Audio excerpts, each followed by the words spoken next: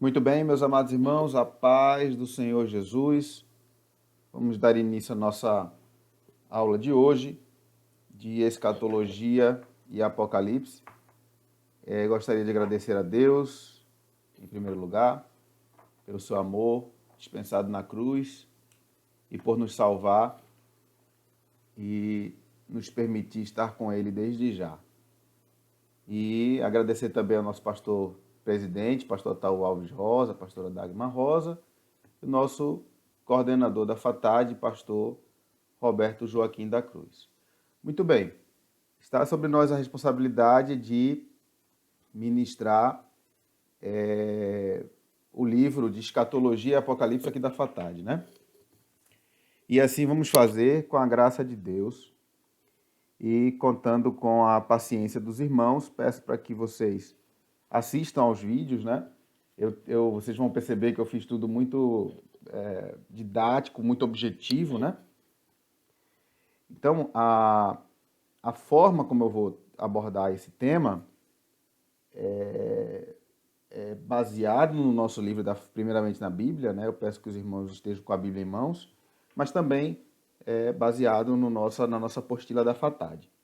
Eu não seguirei a ordem que a apostila da FATAD traz. Eu seguirei mais uma ordem cronológica dos eventos escatológicos. Tá? Então, eu acho que fica mais didático, né? Ver dessa forma. Então, é assim que nós vamos trabalhar. Então, você vai ver que nós vamos falar aqui sobre o milênio, por exemplo. Aí você vai na FATAD, na apostila da FATAD, e vai na seção que fala do milênio, que é aí, a partir da página 18 até a página 19, né? Aí você vai acompanhando, tá bom? Muito bem, vamos lá. Bom, alguns esclarecimentos iniciais, muito importantes, né? O primeiro é que os assuntos controversos, né, serão deixados de lado, quanto ao tempo, se é tempo literal ou não, quanto a alguns textos, se a linguagem é literal ou figurada, né? Nós não vamos entrar nessa seara de discussões, né? Escatologia é uma área da teologia que há muitas ramificações de caminhos. Há um caminho principal, né? É isso que nós vamos falar aqui. Mas há muitas ramificações de detalhes, né? E essas ramificações se dão exatamente por essas questões de tempo, se é literal ou não, ou se o texto é literal ou não.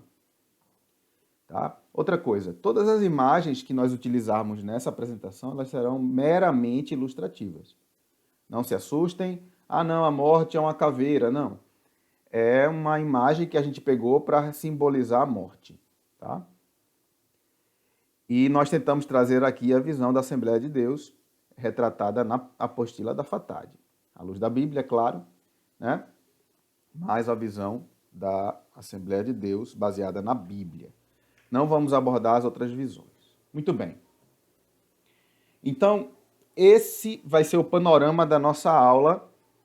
Nós vamos ver, estudar esse mapa escatológico que eu construí, que é um resumo desse livro, né? Então nós vamos ver tudo isso que você está vendo aí, com a graça de Deus. Vamos dedicar a primeira aula para explicar esse mapa de forma bem simples. Depois nós vamos finalizar essa primeira parte. Eu não sei se vocês estão vendo o cursor, né, o mouse, mas vamos finalizar essa primeira parte, hoje ainda, se Deus permitir. A partir da próxima aula vamos ver céu, né? O que é que vai estar acontecendo no céu depois do arrebatamento da igreja, o que é que vai estar acontecendo na terra, é o período da grande tribulação, né? Um detalhe importante, né? O céu aqui vai ter o tribunal de Cristo, que é para galardão, entrega de galardão, bodas do Cordeiro, e na terra a grande tribulação, 3 anos e meio, 3 anos e meio. Depois vai vir o período do milênio, que vai ser precedido da vinda de Cristo com a igreja. Vamos falar daqui a pouco melhor. e essa última parte aqui da eternidade. Então a aula vai ser essa primeira aula introdutória e ressurreição e arrebatamento. Segunda aula, grande tribulação. Terceira aula, o milênio. Quarta aula, a eternidade. Então vamos ver aqui como é que funciona esse mapa. Nós estamos aguardando esse primeiro momento escatológico. Escatologia é o estudo dos eventos que estão para acontecer à luz das Escrituras, né?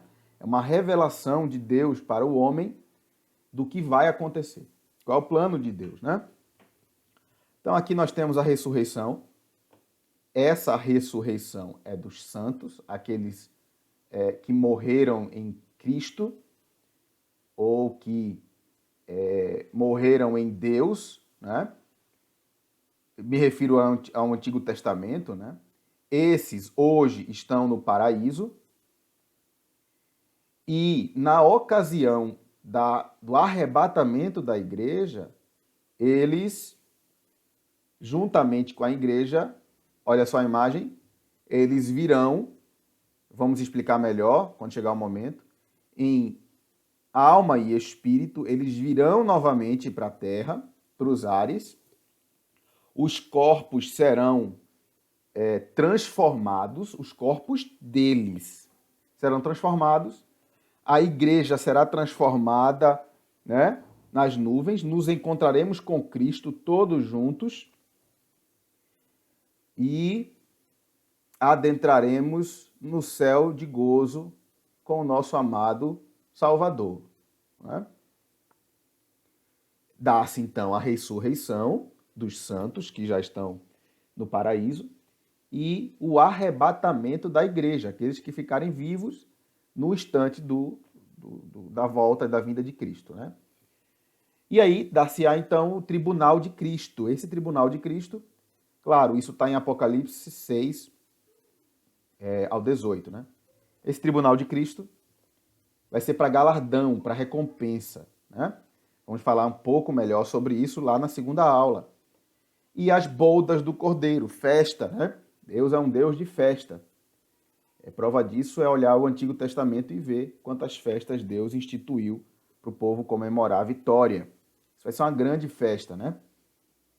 Isso no céu. Na terra haverá, então, o início da grande tribulação. Aqui aparecem figuras como o anticristo, falso profeta, as duas testemunhas, os 7 selos, as 7 trombetas, as 7 taças da ira de Deus. Nós vamos estudar isso na próxima aula, se Deus permitir. E já adianto para os irmãos que esses primeiros 3 anos e meio que vocês estão vendo aqui não serão 3 anos e meio de paz, como a gente costumava ouvir, né? Não serão 3 anos e meio de paz e esses 3 anos e meio serão de guerra. Não, será todos 7 anos de tribulação. Mas eu destaco essa segunda parte que vai ser extremamente difícil para o homem e para a natureza. Aqui, nesse período da grande tribulação, é onde a ira de Deus será dispensada sobre a terra e sobre os homens.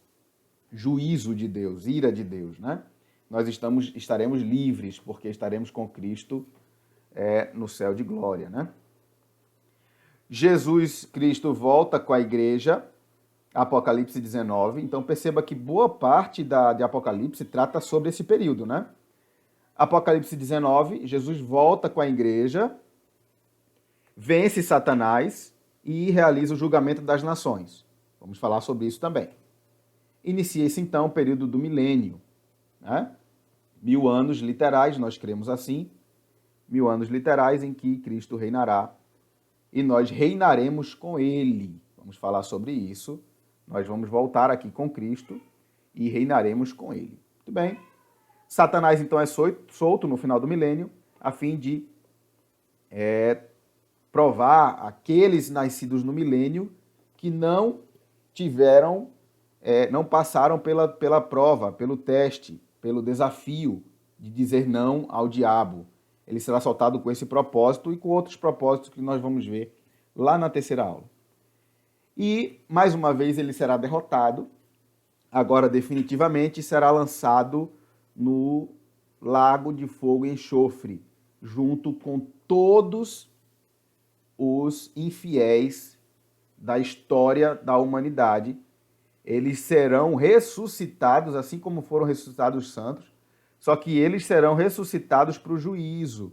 Aqui sim haverá gradação de sofrimento. Todos estarão no lago de fogo e enxofre, com a condenação do lago do fogo e enxofre. Mas haverá gradação de sofrimento. Satanás certamente sofrerá mais do que todos os outros, porque o juízo é mais pesado para ele, né? Apesar de todos estarem no lago do fogo, no lago de fogo e enxofre. Detalhe importante: não se trata aqui de que Satanás vai atormentar as pessoas no lago de fogo. As pessoas serão atormentadas. É o que nós chamamos de afastamento eterno de Deus. Finalizado isso, a Bíblia fala de novos céus e nova terra e uma eternidade com Cristo, um estado eterno, pleno. Voltaremos então, olha que interessante, né? Voltaremos então a gozar da comunhão gozada em Gênesis capítulo 1, capítulo 1, 2, né? Antes da queda. Voltaremos a gozar daquela comunhão com o nosso amado Mestre, né? Então, essa é o mapa escatológico, bem resumido, com os principais eventos. Claro, aqui na vinda de Jesus vai ter a Batalha do Armagedon, eu não falei. No final do milênio vai ter também outra ressurreição, eu também não falei. Mas nós vamos ver isso ao longo das aulas. Mas essa é a ideia principal. Como eu disse, o caminho do mapa escatológico, com poucos pensamentos diversos aí, poucos pensamentos diferentes, né? Essa é a grande mensagem da escatologia bíblica, que nós vamos estudar com detalhe. Bom, conceitos gerais. Vamos falar um pouco sobre alguns temas polêmicos, de forma muito sucinta, mas para que você entre no estudo da escatologia sem fazer confusão do que a gente ouve por aí, né? Vamos ver à luz da Bíblia. Então é importante entender o que é a morte, né? A morte não é um ser. A morte não é um anjo. Quando a Bíblia fala lá que o anjo da morte saiu para matar os primogênitos lá no Egito, né? Deus o mandou, é um anjo com uma missão, né? Perceba que a morte ocorria também em outros lugares, né? Mas aquele anjo no Egito tinha uma missão de matar. Tá? Então, a morte não é um anjo. Cuidado. A morte não é um ser. A morte é um evento. É consequência do pecado, né? Então, definição bíblica: a morte é a separação da alma e do espírito, do corpo. Se você ler 1 Tessalonicenses 5 e 23, você vai ver... Eu estou com a Bíblia aberta aqui, mas eu não vou ler para que o vídeo não fique longo. Se você ver esse texto, você vai ver que o homem é composto de corpo, alma e espírito. Se você ler Tiago 2 e 26, você vai ver que Tiago faz uma comparação da morte com a fé sem obras. Então aqui ele deixa claro que a morte é a separação do espírito do corpo. Aí é a morte. Quando a alma e o espírito deixam o corpo, é caracterizada a morte. E ela entrou no mundo através do pecado, as referências estão aí, depois vocês leem. Todos estamos sujeitos à morte física, Hebreus 9, 27. Apesar disso, nem todos morreremos. Por quê? Porque há a ressurreição. Vamos falar daqui a pouco sobre esse conceito, né? Mas todos estamos sujeitos. Pode ser fiel a Deus, pode ser infiel a Deus, todos estamos sujeitos à morte, tá? Por causa da queda do homem. Comentário rápido sobre Lucas 16, versículo 19 ao 31. Lá nós vemos que um princípio da morte, né? Que quando o crente morre, ele vai para o céu de glória. Então, meus irmãos, não há de que... Eu sei que é difícil falar sobre isso, porque nós somos seres humanos, né? Mas, meus irmãos, quando nós morrermos, se Jesus não voltar a tempo e nós enfrentarmos a morte, meus irmãos, saibam disso. Nós estaremos com Cristo. A realidade é totalmente diferente. Nós estaremos conscientes. Né? Não existe essa história de que eu vou estar dormindo, não vou saber o que vai estar acontecendo e vou acordar no arrebatamento, não. Vou acordar no arrebatamento, não. Nós estaremos conscientes. O tribunal para galardão não vai ser um tribunal de amnésia. Isaac, você vai receber um galardão. Eu não vou falar o que é galardão agora. Vamos falar lá na segunda aula. Irmão Isaac, meu filho Isaac, você vai receber galardão aqui. Aí eu vou falar, mas Senhor, eu não lembro nem por que eu estou recebendo galardão. Não, eu vou estar consciente. A minha alma e espírito estarão e corpo, né? Porque eu vou ter um corpo glorioso, né? Um corpo transformado. Eu vou estar consciente no tribunal. Eu vou estar consciente mesmo no paraíso, não é? Quando Jesus falou para o ladrão da cruz, olha, hoje ainda estarás comigo no paraíso, isso remete consciência. Você vai perceber que você vai estar lá comigo. Não vai ser algo de amnésia. Nós vamos lembrar, irmãos. Nossa alma e espírito estarão guardados com Cristo. Né? Alma, percepção do ambiente, espírito, comunicação com Deus. Alma e espírito, indissociáveis. Está lá em Hebreus, né? Salvo engano, Hebreus 11. Eu tenho que verificar com calma. Eu acho que é Hebreus 11. Então, nós estaremos conscientes, tá? Então, morte não é dormir. Quando a Bíblia fala no Salmo 51, salvo engano, é Salmo 51, que os mortos não louvam, é que não louvam mesmo, não louvam aqui na terra. O caixão está lá, o corpo está morto, está dormindo. E é interessante isso, porque para Deus, o nosso corpo está realmente dormindo. A gente pode ver o corpo deteriorado, às vezes uma molécula no Japão, a outra na Europa, um pedaço do osso lá na estratosfera, não importa. Deus vê o corpo dormindo. Não é? Quando Jesus chamar a igreja, o chamamento dele vai ser milagroso, não é? Vai ser lindo, porque ele vai acordar o nosso corpo e vai mandar a alma e o espírito nosso, que está consciente no céu, voltar para o corpo. Isso é ressurreição. Para o mesmo corpo. Jesus, quando vai ressuscitar, eu esqueci o nome dela agora, mas está nos slides, né? Vai ressuscitar uma menina, ele chega no velório e fala assim, olha, ela está dormindo. Aí o pessoal começa a rir dele, né? Eu vou citar daqui a pouco, ou em outras aulas, eu não lembro. Né? Por quê? Porque para Jesus, a morte física, morte do corpo, o corpo sem vida, aquilo ali é um sono, tá dormindo. Que ele é tão poderoso que é como se fosse acordar alguém. Ó, acorda fulaninho. Você vai acordar a sua esposa, seu esposo, seu filho. Acorda. Acordei. Oi. Para Jesus é assim, por quê? Porque ele é a própria vida. Glória a Deus por isso. Né? Então, o termo dormir para a morte está na Bíblia, mas não é inconsciência. Tá? Aí vocês podem ler 1 Coríntios 15, que fala sobre isso também. Muito bem. Ressurreição. Ressurreição é voltar à vida. Tá? E isso pode acontecer de duas formas. Uma ressurreição temporária ou uma ressurreição definitiva. Exemplo, está aí no slide. Eu nem vou ler porque eu já estou estourando no tempo aqui. Você lê aí, você quiser investigar. Isso é ressurreição temporária. Por quê? Todas essas pessoas voltaram a morrer. Ressuscitaram, ou seja, o corpo, a alma e o espírito se afastou do corpo, morreram definitivamente, né? E a alma e o espírito voltou para o corpo. Isso é ressurreição. Reencarnação é outra coisa. Não está na Bíblia. Reencarnação, por definição do dicionário, é a alma e o espírito voltar para outro corpo.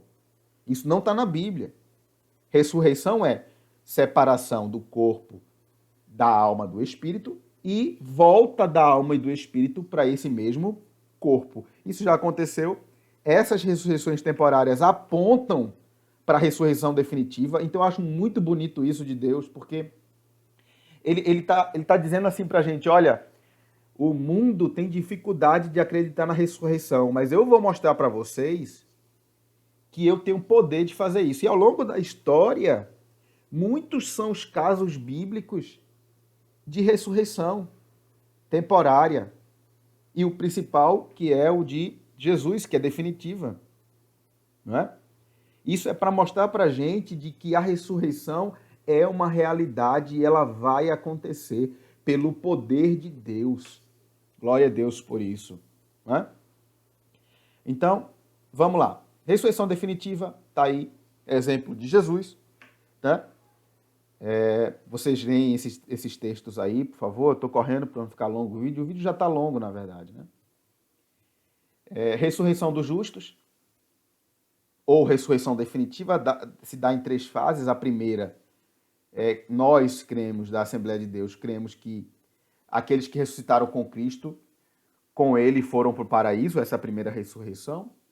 Jesus, quando ressuscitou, muitos que estavam mortos nos sepulcros foram vistos novamente por seus parentes em Jerusalém, está lá em Mateus 27, 58, 53.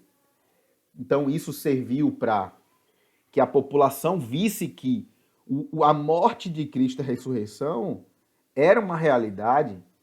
Isso serviu de testemunho para as outras pessoas. Os parentes reencontraram seu ente querido. Olha, ele tinha morrido, ele ressuscitou, o que está acontecendo? Logo depois veio a notícia, Jesus ressuscitou. Jesus está andando entre nós. Aí as pessoas falavam, olha, é verdade, o meu pai ressuscitou também. Esse Jesus aí é o Filho de Deus. Né? Essa é a primeira ressurreição. Quando Jesus é assunto aos céus, essas pessoas que cita Mateus 27, 51, 53, vão para o céu com Cristo. Vão para o paraíso com Cristo, assim como foi o ladrão da cruz. Né? Mas já é ressurreição definitiva. Aquelas pessoas não vão enfrentar mais a morte. Tá? A segunda fase da ressurreição definitiva dos justos é o arrebatamento da igreja, está aí a referência do texto. Nós estamos aguardando e estamos dizendo, Maranata, ora vem Senhor Jesus. A terceira fase, por fim, ocorrerá no final da grande tribulação. Jesus ressuscitará os mártires da grande tribulação, aqueles que foram degolados, que não aceitaram a marca da besta, que se revoltaram contra o anticristo e sua trupe. Né? Esses serão ressuscitados por Cristo. Há mais 2 ressurreições dos justos. Final do milênio e a ressurreição das 2 testemunhas. Nós não vamos falar aqui porque essas 3 são as principais, tá bom? Muito bem. Então, esse é o panorama. Vamos estudar agora a ressurreição de forma muito rápida, né? Ressurreição e arrebatamento da igreja. Estamos aqui nessa primeira parte, ó, né? Então será um rapto, um momento inesperado para o mundo, né? Ou para os descrentes, mas nós estamos esperando ele hoje, né? Nós não podemos perder essa lembrança, porque nós sabemos que o nosso mestre voltará, o nosso amado Jesus voltará e com ele estaremos para sempre, né? Para mim, irmãos, se eu pela fé tivesse que crer em apenas um momento, esse momento seria suficiente, porque a partir dele estaremos com Cristo. E estar com Cristo, meus amados irmãos, é o anseio da nossa alma. É o desejo, o nosso maior desejo ainda nessa terra, é estar com Ele. É por isso que nós devemos sempre orar, sempre ler a palavra, porque não podemos deixar esse desejo se apagar. Então tá aí vários textos bíblicos dizendo que ele vem rápido, ele vem presto, né? Presto venho. Na terra ocorrerá também a ressurreição dos mortos. Eu recomendo que vocês leiam 1 Coríntios 15 todo, tá? Lembre-se, é para os mesmos corpos, né? E isso será no abrir e fechar de olhos. Então tá aqui um esqueminha, né? Que nós fizemos. Que a igreja, vamos lá, os santos que estão no paraíso, a alma e o espírito virão até os ares, os corpos ressuscitarão, os corpos serão transformados daqueles irmãos que morreram há 1000 anos, 2000 anos. Os corpos, não importa, irmão, molécula pode estar no outro lugar, não pode nem ter mais molécula, o bicho pode ter comido, pode ter apodrecido no mar, não importa. Pelo poder da voz de Cristo, esses corpos se reconstituirão agora transformados, né, dos santos que estão no paraíso. E a igreja será transformada, que os irmãos que estiverem vivos aqui na terra serão transformados e subirão até os ares. Nos encontraremos nos ares com Cristo, todos juntos. Glória a Deus por isso. O nosso corpo será transformado. Não responderá a esse materialismo. Poderemos atravessar paredes como Jesus atravessou. Poderemos comer alimento como Jesus comeu. Jesus ele foi didático porque ele viveu como homem, assim como nós hoje. Ele se mostrou como seremos enquanto andou aqui na terra.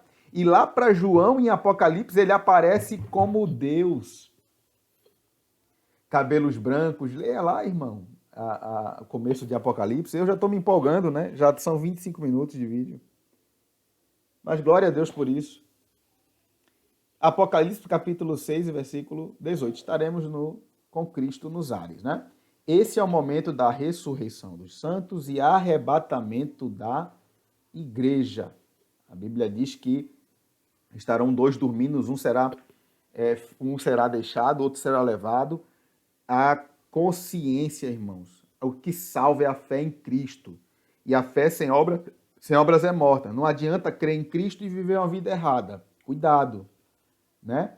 A fé que salvava no Antigo Testamento, a fé em Deus, e a fé que salva no Novo Testamento, a fé em Cristo. É a fé que salva, mas ela é acompanhada de obras. Então, quem fala assim, não, eu creio que Jesus é o Filho de Deus, eu creio que Jesus vai voltar, mas vive uma vida de acordo com o mundo, essa fé é morta. Então, cuidemos, irmãos, da nossa vida com Deus. Eu li aqui que Paulo fala, olha, que o corpo, a alma e o espírito de vocês sejam totalmente consagradas a Deus. O corpo, a alma e o espírito. Amém? Vamos para o tribunal de Cristo receber galardão. Vamos falar na próxima aula isso aí, tá? Vou passar aqui. Opa, eita, já fui nas 70 semanas, Daniel. Então, finalizamos essa aula. Passei um pouco do tempo, né? Como de costume, né? A gente se empolga falando das coisas de Deus. Mas na próxima aula pretendemos falar sobre tribunal e bodas do Cordeiro no céu e na terra a grande tribulação. 7 selos, 7 taças, 7 trombetas, anticristo, falso profeta, as duas testemunhas. Só para você ficar curioso, as duas testemunhas terão o poder de fazer descer fogo do céu, mas elas serão mortas pelo anticristo. Olha que interessante, né? E a Bíblia fala que muitos serão enganados pelo anticristo.